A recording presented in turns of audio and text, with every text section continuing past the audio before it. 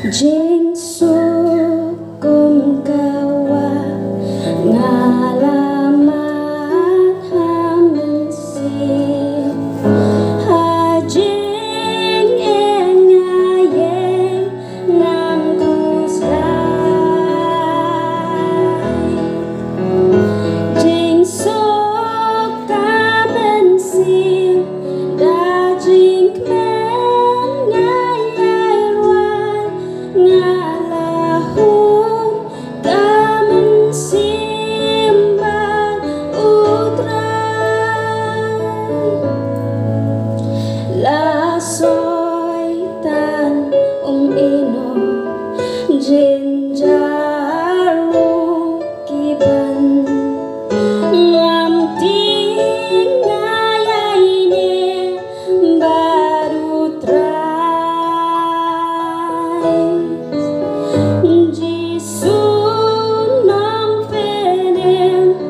jing tlojong ngausan ngalahun kamen simbang utray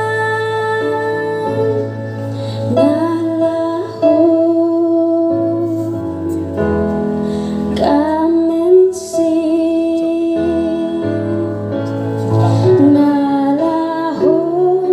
kamen simbang utray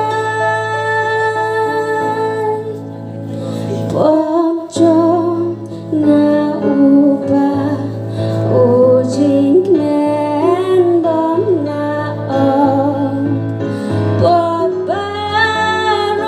hadum nihasay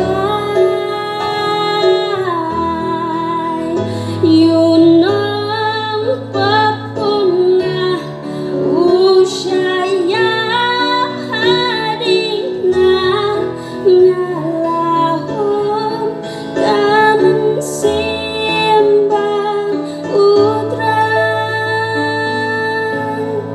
ngalahun kamen ngalahun kamen simbang utray jingwan jong utray dajing ngayay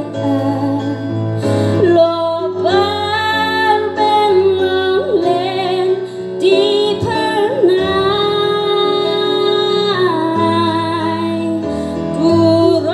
turaikan sawah baji suon nipau ocisha